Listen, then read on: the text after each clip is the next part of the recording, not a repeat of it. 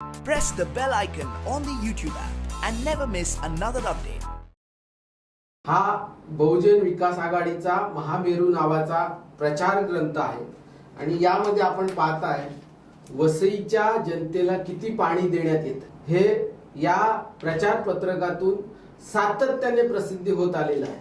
बहुजन विकास आघाडीने अशा प्रकारची जी काय प्रचार पत्रक सातत्याने प्रसिद्ध केली, या प्रचार पत्रकामध्ये वसईकरांना कसं आम्ही पाणी दिलं असं सातत्याने सांगण्यात आलं। आज वसईत तीव्र पाणी टंचाई आहे।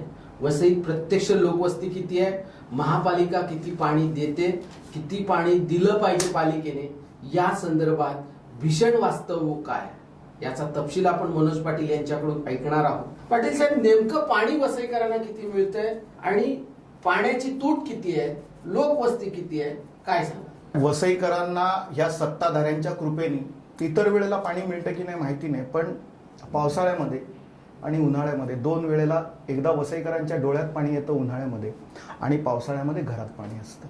ह्या सत्ताधाऱ्यांनी पाण्याचा धंदा केला, पाण्यावरती बिल्डर लॉबी दबावाखाली ठेवली, हाऊसिंग सोसायट्यांना दबावाखाली ठेवलं आणि इतकं करून पाणी दिलं का, तर त्याचं उत्तर नाही असं आहे। तुम्ही आता अनेक मुद्दे उपस्थित केले, तुम्हाला एक सांगतो की आज वसई विरारचा जो पाणी पुरवठा आहे तो 230 MLD पाणी पुरवठा अधिकारिकरित्या आहे, परंतु ते 230 MLD सुद्धा तुम्ही महापालिकेत जाऊन चौकशी करा, ते 230 MLD पाणी सुद्धा महापालिकेत अजून पूर्ण आलं नाही, कारण पाईपलाईनचं काही काम बाकी आहे। ते आतापर्यंत 210 MLD पाणी महापालिकेमध्ये आलेलं आहे।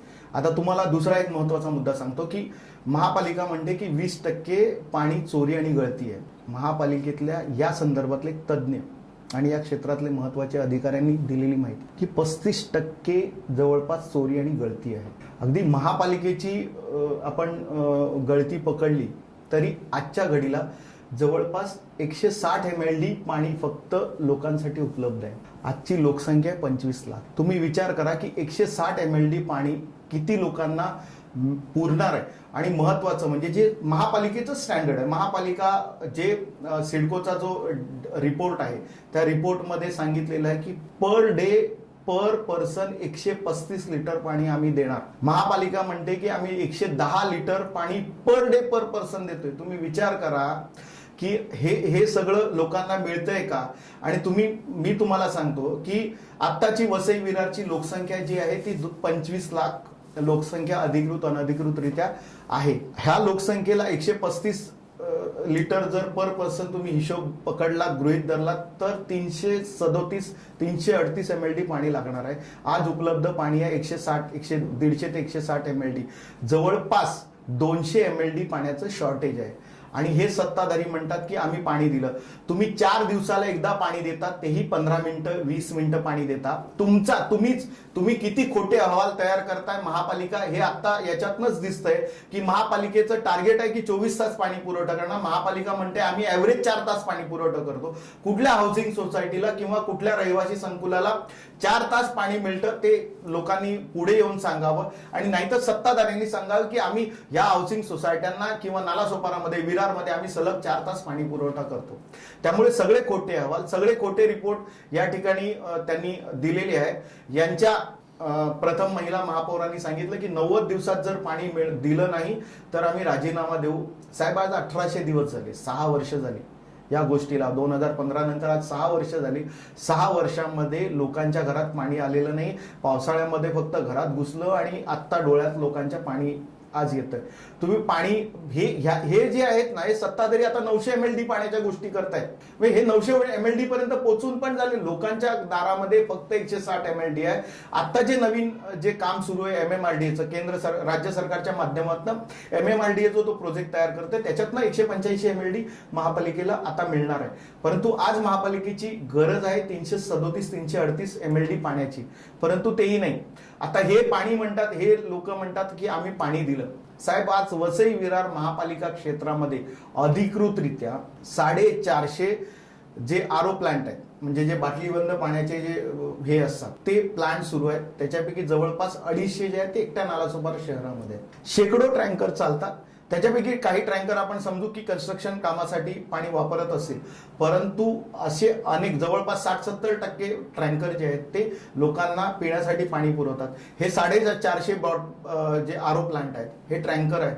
मग ह्या टँकरचं पाणी कुठे जातं, ह्या आरो प्लांटचं पाणी कुठे जातं? तुम्ही जर लोकांना पाणी दिलं तर हे आरो प्लांट आहेत यांच्या ज्या बॉटल्स बनतात ते काय मुंबईला जातात की भिवंडीला जातात? त्यामुळे लोकांना पाणी मिळालेलं नाही की केवळ लोकांना कनेक्शन मिळालेले कधीतरी. आता आज विरारमध्ये आता तुम्हाला सगळ्यात गंभीर मुद्दा हा सांगतो की ह्यांचेच एक स्थायी समितीचे सभापती राहिलेले ज्येष्ठ नगरसेवक त्यांनी आयुक्तांना पत्र दिलं मोर्चा काढण्यासाठी.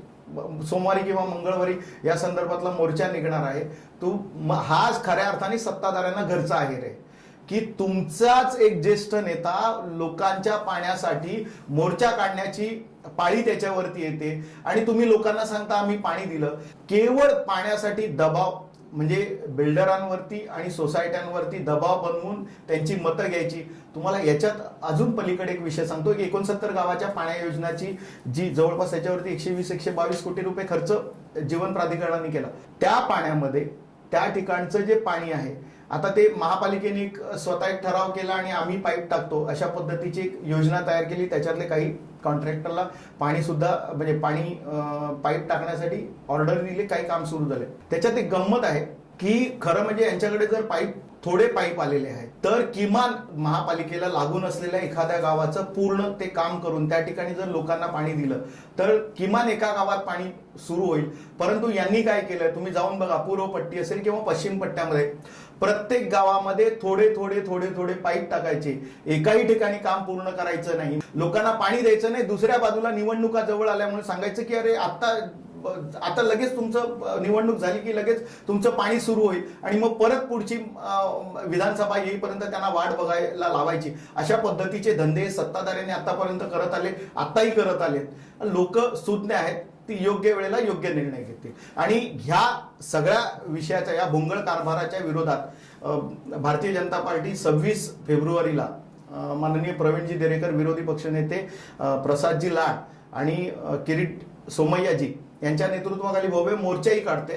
ह्या लोकांसमोर हे सगळं वास्तव उघडण्यासाठी भारतीय जनता पार्टी प्रयत्न करते. पाण्याचे पाईप घरासमोर आहेत परंतु घरात पाणी येत नाही. घरातून पाण्याची टाकी दिसते परंतु घरातल्या नळाला पिण्याचं पाणी येत नाही, अशी परिस्थिती आहे. उन्हाळ्यामध्ये वसईकरांच्या डोळ्यात पाणी येतं आणि पावसामध्ये पुराचं पाणी वसईकरांच्या घरात घुसतं आणि बहुजन विकास आघाडी पाणी देण्याचं आश्वासन देऊन मत घेऊन या वसईवर राज्य करते.